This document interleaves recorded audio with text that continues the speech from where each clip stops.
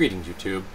The other night I was listening to an NPR piece on the way to work, and a law enforcement officer was discussing our policies on our sentencing of non-violent drug offenders.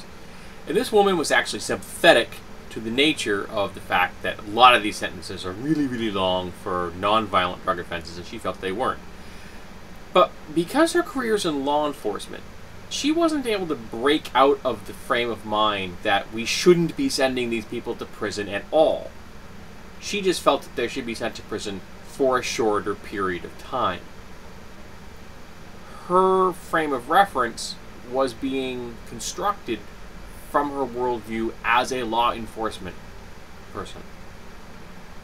And those kind of limitations, self-imposed as they are still limitations. Because she perceived drug use as a danger. Now, there's a difference between detecting a danger and perceiving a danger. And that's what I'm going to talk about today. When we detect a danger, for example, it's 82 degrees in here. I've just detected the temperature. Now, you could argue that my cheap little thermostat over there isn't the most accurate, and you could have a valid argument. So we could have it calibrated, or we could have multiple tests for multiple different types in the room at the same time, and we could be able to validate that that is within a plus or minus, X amount of accuracy. But it isn't in question in that that is actually detecting the temperature in the room. Now, if I didn't know the temperature in the room, I didn't have that handy little device sitting on my desk. Which also tells me it is 58% humidity, because it's kind of muggy today. If I didn't have that, and someone said, how hot it is in the room you're in, I could give you my perception of how hot it is in this room. But my perception is going to be affected by the humidity level, my personal state of mind. Am I hydrated? Am I tired? Have my blood glucose levels correct? There's lots of things that could affect my ability to judge the accuracy of the temperature in the room I'm in, because my perception is subjective, while that thermometer over there is objective. And when you suffer from anxiety and PTSD, post-traumatic stress disorder, our perceptions, our subjective sense of what the reality is around us, are often significantly at odds with the reality that we are in. Because a lot of the times, those of us that suffer from this are hypervigilant. We are prepared at all times for situations, most of them involving violence, that are never, ever going to happen. As I've said in the past, my anxiety and my PTSD has meant that I've concocted a million different plans for situations that could pop up around me. And my accuracy rate at predicting what's actually going to happen in my environs or happen in my immediate life is 0. Zip, nil, nada. I have never predicted anything. Now, I am pretty good at picking up whether someone might be violent, but that's the feedback I'm getting into that reptilian part of our brain that anyone who's got a little training could probably pick up. You don't have to be suffering from anxiety and PTSD to realize that some folks give off a vibe when they're going to become violent. The really dangerous ones are the ones that don't. But for a lot of my life, when I would walk into a room, I'd find the exit. I would sit down at a restaurant and I'd start scanning the room, and I would not be consciously aware of this for quite a while, but I'd be scanning the room for how many objects in this room can I use as a weapon. I'd be assessing the tableware in front of me, the knives. Can I use this as a weapon? I'd be looking at the plates. How sturdy is this? And it would be a constant, unending roll call in my head of questions that had to be answered. Interestingly, while I no longer do that because of a sense of anxiety and PTSD, I do find myself still assessing objects around me for their use as weapons. Not because I think someone's going to attack me, because I realize that that's a very low probability. At least I understand that now. But because I'm always looking for ideas for weapon builds. So what had become part of my life because of anxiety and post-traumatic stress disorder has become part of my life as a pure academic idea. It's why I can look at an object and say, hey, I can turn that into X, Y, or Z. It's why I bought a wok recently and turned it into a shield, a buckler. Because I saw that in the object. Even though I'd seen 1,000 woks in my life, I saw that one and I thought, hey, I could turn that into something. So having that as an academic option isn't stress-inducing. It doesn't make me feel paranoid. But in my earlier years, well, it wasn't particularly fun.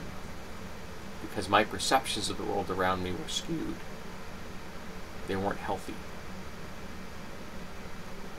And I detected things I thought that were real, but that weren't. And it was miserable. It was a horrible way to live. And my brain would find its way into rabbit holes you didn't want to be in. I used to describe it as the cascade. Because it would start with one thought, which would lead to another, and it was like I'm falling into a pit.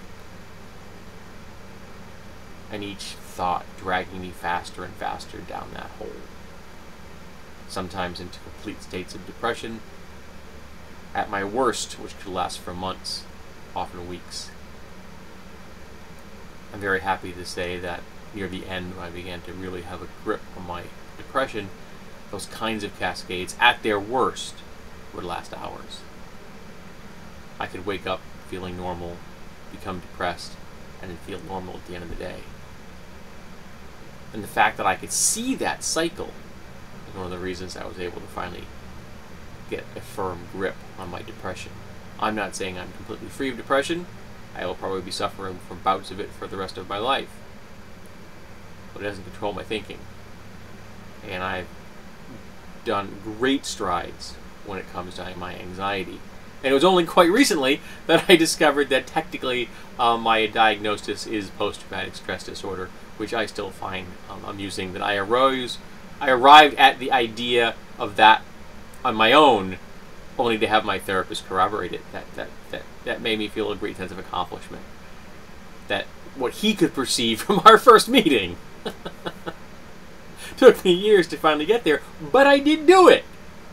Okay, so I got to give myself credit. And my wife said to me something the other day, which also kind of rolls into this. I had done something. It was very, very minor, and I apologize for being a little off at that moment, because I was able to perceive I was off. And I realized that I was off because of my mental illness. And she said, don't worry about it, Swinny, you've come so far. Which was really wonderful to hear. It was wonderful to hear just because it means I've come so far, but it was also wonderful to hear for that external validation from the most important person in my life. The person that sees me day in and day out. The person who unfortunately had to deal with me at my worst. Or at least at the worst bouts since she's known me. The really horrible parts of my life were before I met her, thankfully. And I've often said that the fact that I've been able to maintain any friendships from my youth until now is a testament to the human soul and spirit, and the fact that people can be very forgiving. Because I gotta tell you, while my memories of a lot of that are blurry at best, I know I must have been a miserable bastard. And people forgave me for it. Maybe they were hoping I'd forgive them for their foibles. I used a phrase the other day, and I said that our founding fathers had feet of clay, because I love a little bit of alliteration, and and occasionally I like to throw a poetic reference out there. And someone asked me, what does feet of clay mean? Because they didn't know what feet of clay meant, that we are human, that we make mistakes. And while we are human and make mistakes is the truth, feet of clay has a nice ring to it, doesn't it? I love a good turn of phrase.